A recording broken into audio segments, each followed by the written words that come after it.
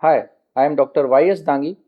Today going to discuss with you an important unit of B Pharm 7th semester, that is drug laws. The topic drug laws has been broadly divided into three parts, that is Poisons Act, Factories Act and Prevention of Cruelty to Animals Act.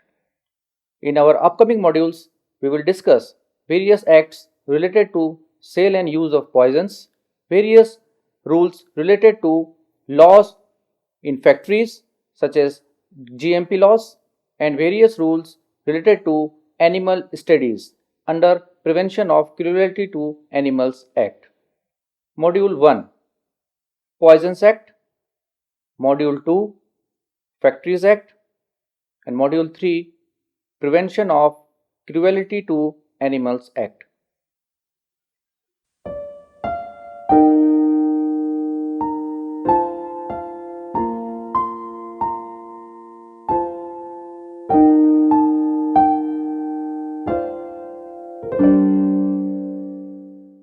Module 1, that is Poisons Act. The President of the Union may by rule regulate within the whole or any part of the Union of Burma the possession for sale and the sale, whether wholesale or retail, of any specified poison in particular and without prejudice to the generality of the foregoing power. Such rules may provide for the grant of licenses to possess any specified poison for sale, wholesale or retail, and the fixing of the fee to be charged for such licenses. The classes of persons to whom alone such licenses may be granted, the classes of persons to whom alone any such poison may be sold, the maximum quantity of any such poison which may be sold to any one person, the maintenance by vendors of any such poison, of registers of sales, the particulars to be entered in such registers and the inspection of the same, the safe custody of such poisons and the labeling of the vessels, packages or coverings in which any such poison is sold or possessed for sale, and the inspection and examination of any such poison when possessed for sale by any such vendor.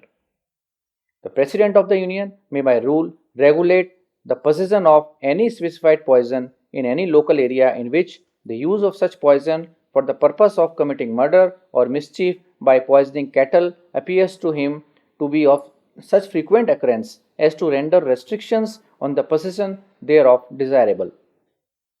In making any rules under subsection 1, the President of the Union may direct that any breach thereof shall be punishable with imprisonment for a term which may extend to 1 year, or with fine which may extend to 1000 rupees, or with both, together with confiscation of the poison in respect of which the breach has been committed, and of the vessels, packages, or coverings in which the same is found.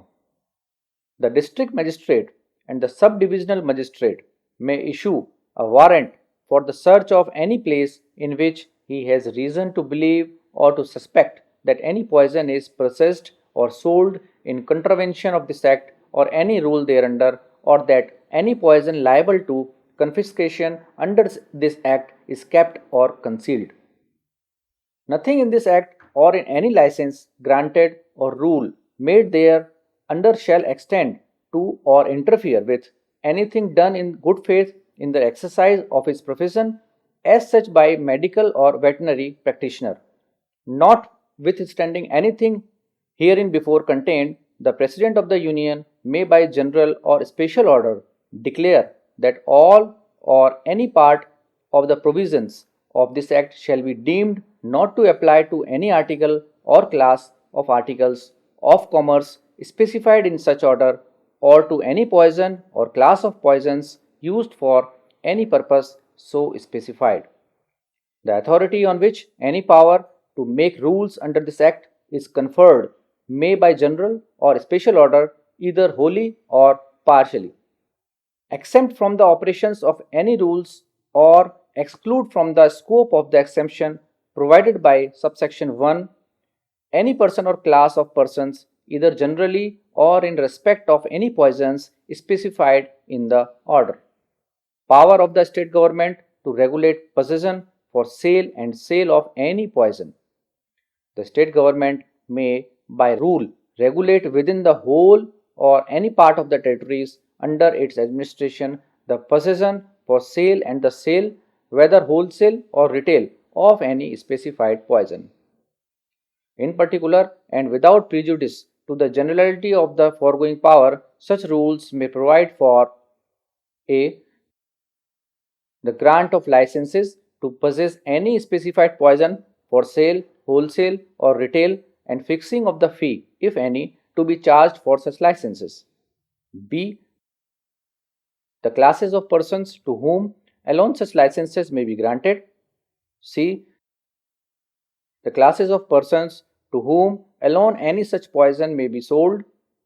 D. The maximum quantity of any such poison which may be sold to any one person. E. The maintenance by vendors of any such poison of registers of sales, the particulars to be entered in such registers, and the inspection of the same. F. The safe custody of such poisons and the labeling of the vessels, packages, or coverings in which any such poison is sold or possessed for sale, and power to prohibit importation into India of any poison except under license. The central government may, by notification in the official gazette, prohibit, except under in accordance with the conditions of the license, the importation into India across any customs frontier defined by the central government of any specified poison, and may by rule regulate the grant of licenses. Power to regulate possession of any poison in certain areas.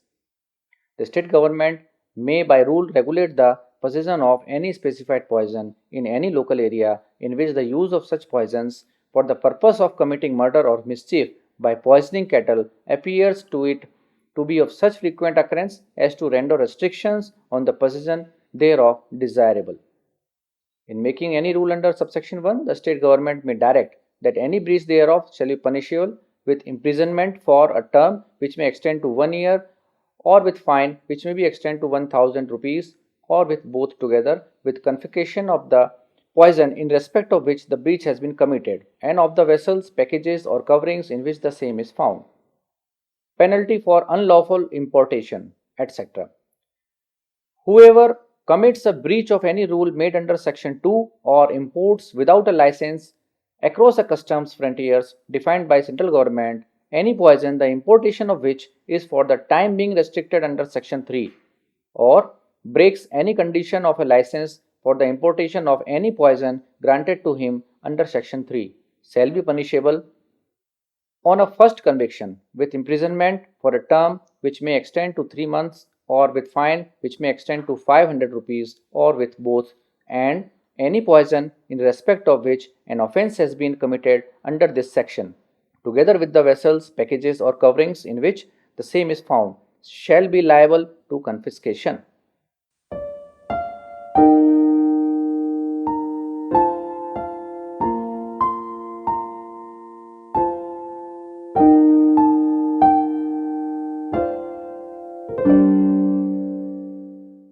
Module 2, Factories Act.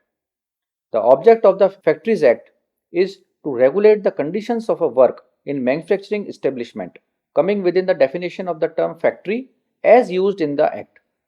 The first Act in India relating to the subject was passed in 1881. This was followed by new Acts in 1891, 1911, 1922, 1934, and 1948. The Act of 1948 is more comprehensive than the previous acts. It contains detailed provisions regarding the health, safety, and welfare of workers inside factories, the hours of work, the minimum age of workers, leave with pay, etc. The Act has been amended several times. The Act is based on the provisions of the Factories Act of Great Britain passed in 1937. Approval, licensing, and registration. It is necessary to obtain a license before a factory is started. Section 6 provides that the state government may make rules requiring, for the purposes of this Act, the submission of plans or any class or description of factories to the Chief Inspector or the state government, and the plans and specifications of a factory and its location. The amendment of 1976 provides that any replacement and addition to the factory will not be allowed if it does not reduce the minimum clear space required for safe working around the plant or machinery or adversely affect the environmental conditions from the evolution or emission of steam, heat, or dust or fumes injurious to health. Notice by the occupier. Section 7 provides that the occupier of a factory must at least 15 days before he begins to occupy or use any premises as a factory send to the Chief Inspector of Factories a written notice containing the following particulars: the name and situation of the factory, the name and addresses of the occupier, the name and address of the owner of the premises or building, the address to which communications relating to factory may be sent, the nature of the manufacturing process to be carried out in the factory during the next 12 months, the total rated horsepower installed or to be installed in the factory, which shall not include the rated horsepower or any separate standby plant, the name of the manager of the factory for the purpose of this Act, the number of workers likely to be employed in the factory, such other particulars as may be prescribed. The rules stated above are enforced because the plans and specifications of the factory must ensure proper measures of health, safety, and welfare of the workers. The inspection staff. The Factories Act empowers the state government to appoint inspectors, chief inspectors of factories, additional chief inspectors, joint chief inspectors, and deputy chief inspectors. Every district magistrate is an inspector for his district. No person can act as an inspector if he is or become directly or indirectly interested in a factory or in any processes or business carried on therein or in any patent or machinery connected therewith. Powers of inspectors. Section 9 provides that subject to any rules made in this behalf, an inspector may exercise the following powers within the local limits for which he is appointed. Enter with such assistants, being persons in the service of the government or any local or other public authority as he thinks fit, and place which is used or which he has reason to believe is used as a factory. Make examination of the premises, plant and machinery. Require the production of any prescribed register and any other document relating to the factory, and take on the spot or otherwise statements of any person which he may consider necessary for carrying out the purposes of the Act, and exercise such other powers as may be prescribed for carrying out the purposes of this Act. No person shall be compelled under this section to answer any question or give any evidence tending to incriminate himself. Under section 91, an inspector may take a sample of any substance used or intended to be used in a factory for the purpose of finding out whether the substance is injurious and if the factory is violating any of the provisions of the Act. Obstructing an inspector.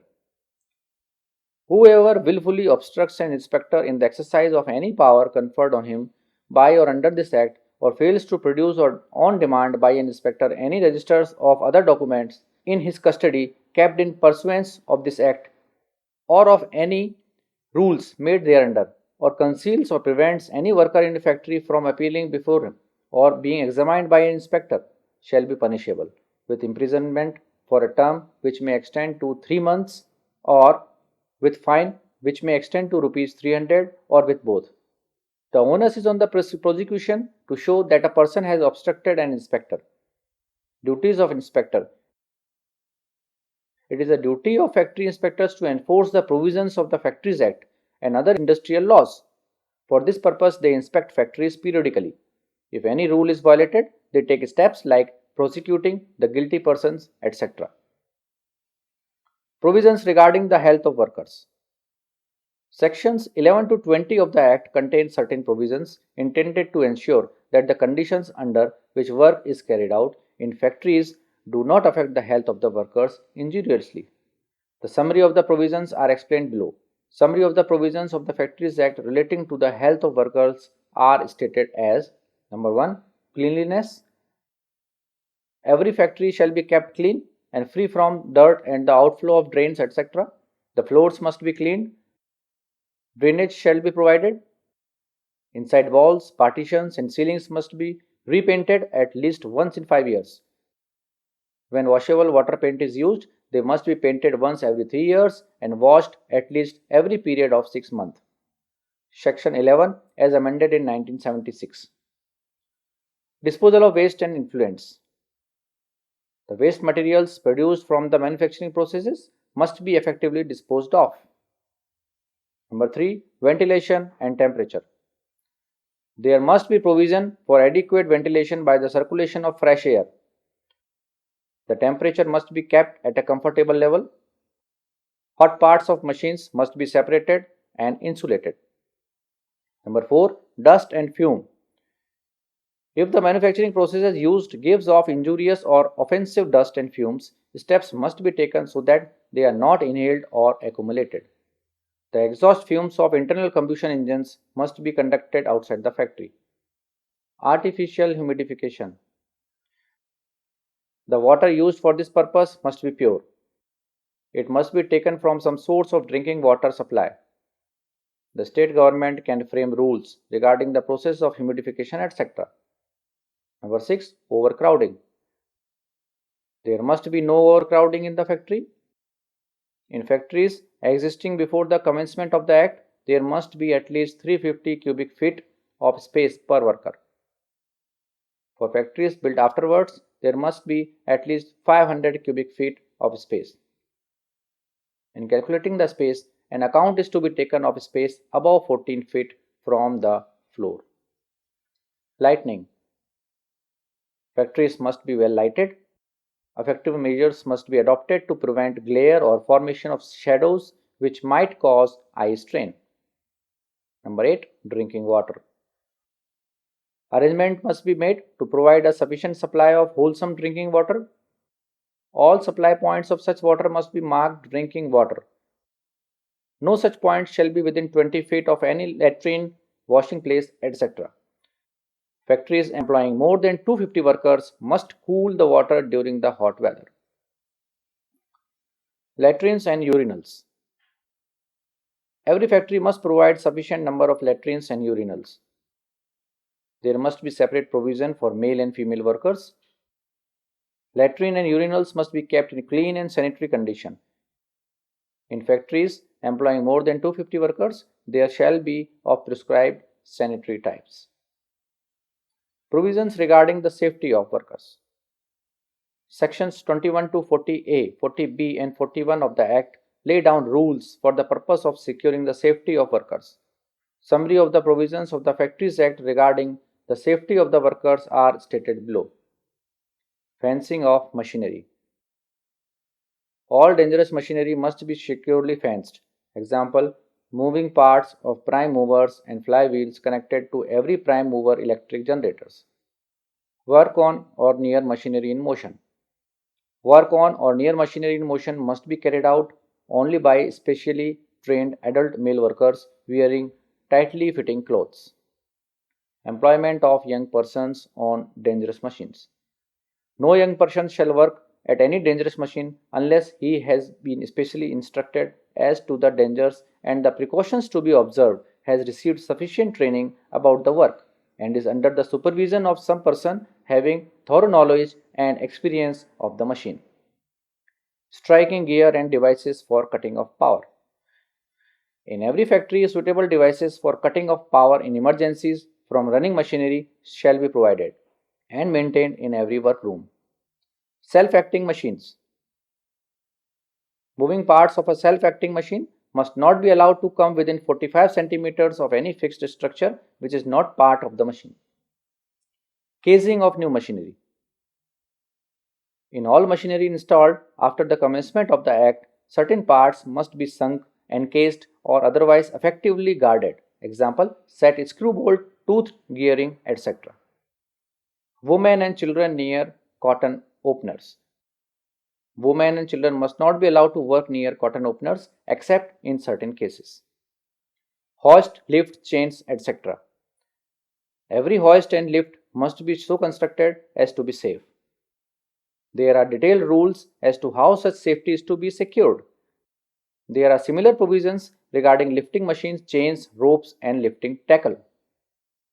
Revolving machinery. Where grinding is carried out on maximum safe working speed of every revolving machinery connected therewith must be notified. Steps must be taken to see that the safe speed is not exceeded. Pressure plant. Where any operation is carried out on at a pressure higher than the atmospheric pressure, steps must be taken to ensure that the safe working pressure is not exceeded. Floors, stairs, and means of access. All floors, stairs, steps, passage, and gangways shall be of sound construction and properly maintained. Handrails shall be provided where necessary. Safe means of access shall be provided to the place where the worker will carry on any work. Pits, sumps, openings in floors, etc. Pits, sumps, opening in floors, etc. must be securely covered or fenced. Excessive weights. No worker shall be made to carry a load so heavy as to cause him injury. Protection of eyes. Effective screen or suitable goggles shall be provided to protect the eyes of the worker from fragments thrown off in course of any manufacturing process and from excessive light, if any. Precaution against dangerous fumes. No person shall be allowed to enter any chamber tank where dangerous fumes are likely to be present unless it is equipped with a manhole or other means of going out. In such a space, no portable electric light of more than 24 volts shall be used. Only a lamp or light of flame-proof construction can be used in such a space. For people entering such space, suitable breathing apparatus, reviving apparatus, etc. shall be provided. Such places shall be cooled by ventilation before any person is allowed to enter. Explosive or inflammable gas, etc. Where a manufacturing process produces inflammable gas, dust fumes, etc., steps must be taken to enclose the machine concerned, prevent the accumulation of substances, and exclude all possible sources of ignition. Extra precautionary measures are to be taken where such substances are worked at greater than the atmospheric pressure. Precaution in case of fire. Fire escapes shall be provided. Windows and doors shall be constructed to open outwards. The means of exit in case of the fire shall be clearly marked in red letters. Arrangement must be made to give warning in case of fire. Specifications of defectives, etc., and safety of building and machinery. If any building or machine is in a defective or dangerous condition, the inspector of factories can ask for the holding of tests to determine how they can be made safe. He can also direct the adoption of the measure necessary to make them safe. In case of immediate danger, the use of the building or machine can be prohibited. Maintenance of buildings. If the inspector of factories thinks that any building in a factory or any part of it is in such a state of disrepair that it is likely to affect the health and welfare of the workers, he may serve on the occupier or manager or both in writing specifying the measures to be done before the specified date. Safety officers. The state government may notify to the occupier to employ a number of safety officers in a factory, wherein 1000 or more workers are ordinarily employed, or wherein any manufacturing process or operation which involve the risk of bodily injury, poisoning disease, or any other hazard to health of the persons employed in the factory. Rules. The state government may make rules providing for the use of such further devices for safety as may be necessary. Provisions regarding the welfare of workers. Summary of the provisions of the Factories Act regarding the welfare of workers are stated below. Number 1. Washing. In every factory, adequate and suitable facilities for washing shall be provided and maintained. They shall be conveniently accessible and shall be kept clean. There must be separate provisions for male and female workers. Number 2. Storing and drying. The state government may make rules requiring the provision of suitable facilities for storing and drying clothing. Number 3. Sitting. Sitting facilities must be provided for workers who have to work in a standing position so that they may take rest when possible. When work can be done in a sitting position efficiently, the Chief Inspector may direct the provision of sitting arrangements. Number 4. First aid. Every factory must provide first aid boxes or cupboard. They must contain the prescribed materials and they must be in charge of persons trained in first aid treatment.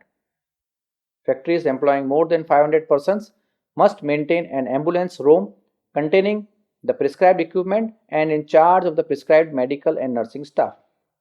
Number 5. Canteens. Where more than 250 workers are employed, the state government may require the opening of canteen or canteen for workers. Rules may be framed regarding the food served, its management, etc. Number 6. Shelters. In every factory where more than 150 workers are employed, there must be provided adequate and suitable shelters or rest rooms and a lunch room with drinking water supply, where workers may eat meals bought by them. Such rooms must be sufficiently lighted and ventilated and must be maintained in a cool and clean condition. The standards may be fixed by the state government. Number 7. Creches. In every factory where more than 30 women are employed, a room shall be provided for the use of children below 6 years of such women. The room shall be adequate size, well lighted and ventilated, maintained in a clean and sanitary condition, and shall be in charge of women trained in the care of children and infants. The standards shall be laid down by the state government. Number 8. Welfare officers. Welfare officer must be appointed in every factory where 500 or more workers are employed. The state government may prescribe the duties, qualifications, etc. of such officers. Child labor. Rules regarding child labor are contained in the Factories Act, Mines Act, etc. There are also two general acts on the subject. The Children Pledging of Labor Act, Act 11 of 1933, prohibits the making of agreements to pledge the labor of children and the employment of children whose labor has been pledged.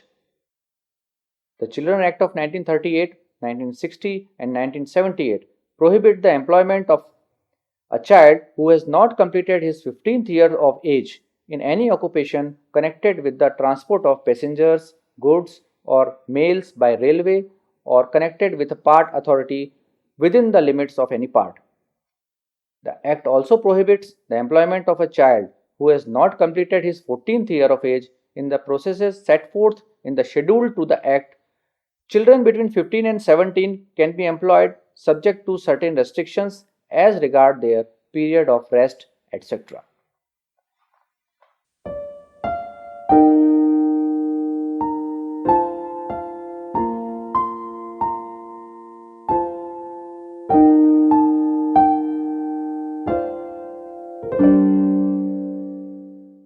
Module 3. Prevention of Cruelty to Animals Act. This act may be called the Prevention of Cruelty to Animals Act 1990. This act extends to the towns of Jammu and Srinagar and all roads known as metalled and unmetalled roads in the Jammu and Kashmir state, which are open to wheeled traffic. The regulation of the prevention of cruelty to animals dated 30th April 1912, Regulation number 6 of 1989 and notifications number 103 of 24th June 1914 and number 10 of 1989 are hereby repealed. All rules, bylaws, notifications, etc. issued heretofore shall, so far as they relate to the prevention of cruelty to animals, cease to be operative from the date on which this act is enforced. Animal Welfare Board of India.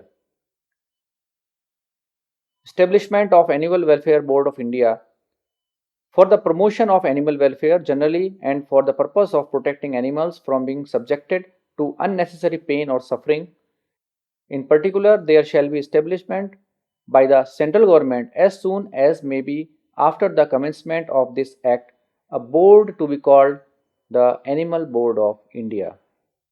The board shall be a body corporate having perpetual succession and a common seal with power subject to the provision of this act to acquire, hold and dispose of property and may by its name sue and be sued. Constitution of the board.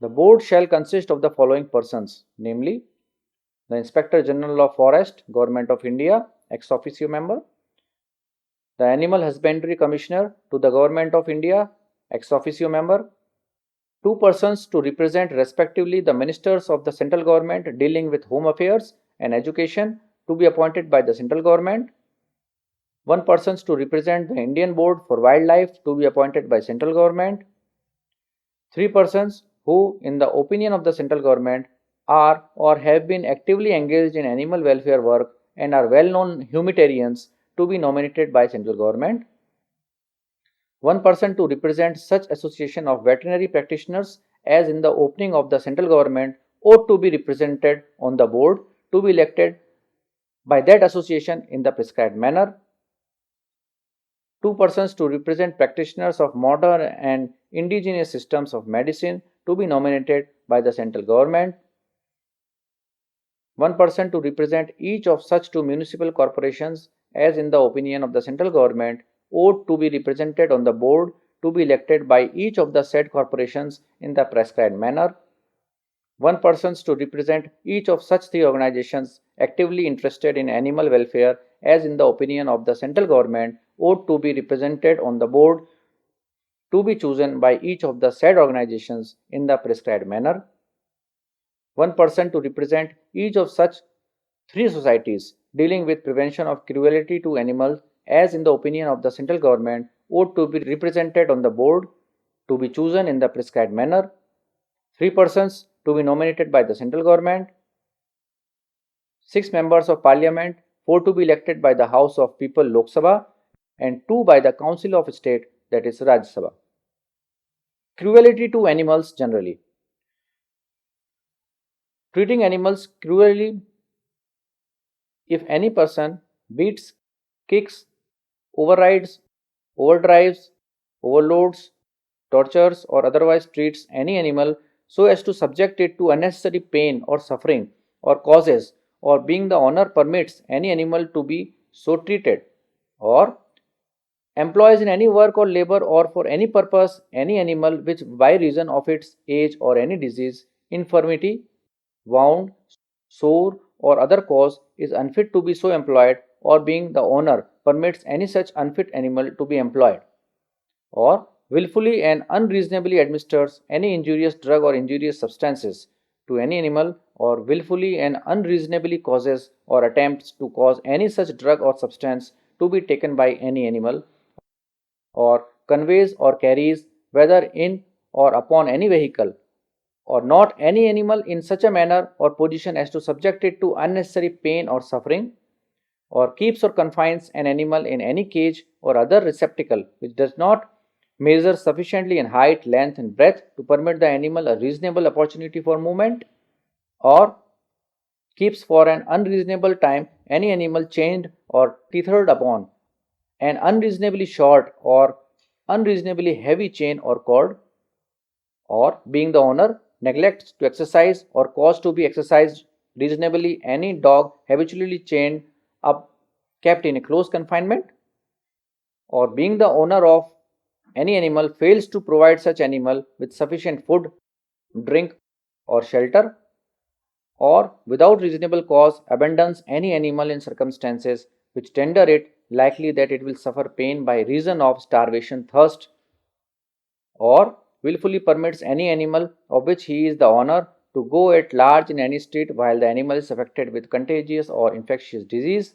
or without reasonable excuse permits any diseased or disabled animal of which he is the owner to die in any street, or offers for sale or without reasonable cause has in his possession any animal which is suffering pain by reason of mutilation, starvation, thirst, overcrowding, or other ill treatment. Destruction of suffering animals. Where the owner of animal is convicted of an offence under section 11, it shall be lawful for the court, if the court is satisfied that it would be cruel to keep the animal alive, to direct that the animal be destroyed and to assign the animals to any suitable person for that purpose. And the person to whom such animal is so assigned shall as soon as possible destroy such animal or cause such animal to be destroyed in his presence without unnecessary suffering. And any reasonable expense incurred in destroying the animal may be ordered by the court. If the court is satisfied that it would be cruel to keep the animal alive, to direct that the animal be destroyed and to assign the animals to any reasonable expense incurred in destroying the animal may be ordered by the court to be recovered from the owner as if it were a fine.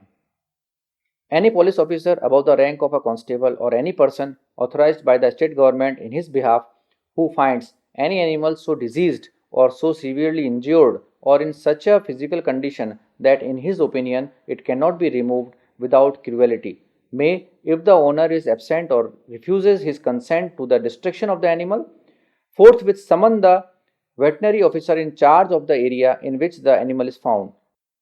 And if the veterinary officer certifies that the animal is mortally injured or be severely injured or in such a physical condition that it would be cruel to keep it alive, the police officer or the person authorized, as the case may be, may, after obtaining orders from a magistrate, destroy the animal injured or cause it to be destroyed. Experiments on animals.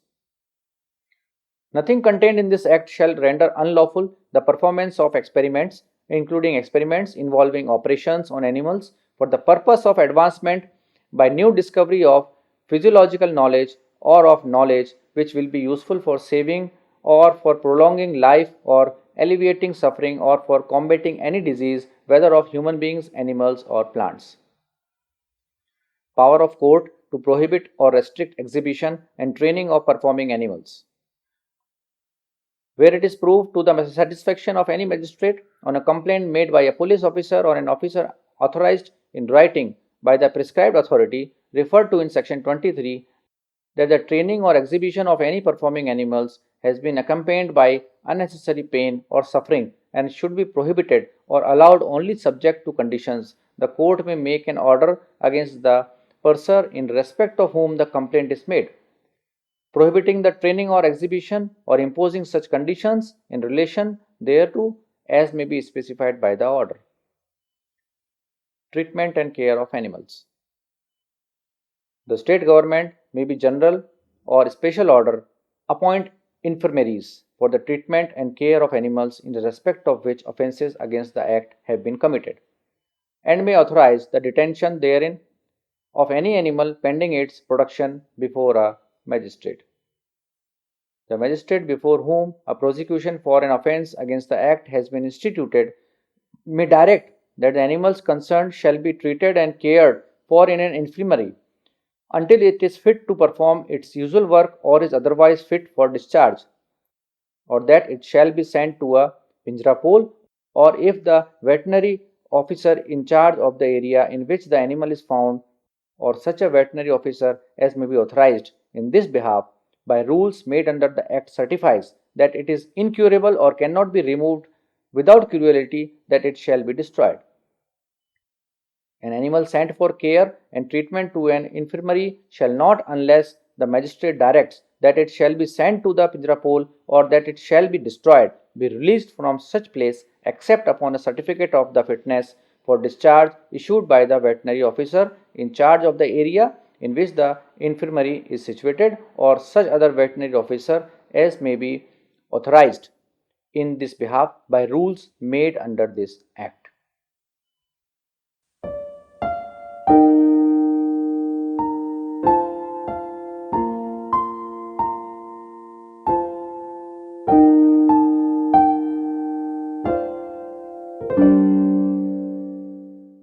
Module 4 Conclusion. The conclusion of the drug laws can thus be attributed to three broad categories, we have discussed, such as in Poisons Act, we have discussed the various do's and don'ts in case of keeping the poison and supplying the poison across the borders. In Factories Act, various laws regarding the safety of workers, what the facilities we are giving to the workers are discussed. Along with this, cruelty to animals is another important area where rules are to be followed. As we are going to conduct experiments on the animals, a proper approval from CPCSA guidelines must be taken as Animal Ethical Committee are considered for this act. I do hope that the following discussion must have clear your views about the various acts related to poison as well as Factories Act and Cruelty to Animals Act. Hope we will meet soon in another yet learning episode. Till then, keep studying. Goodbye.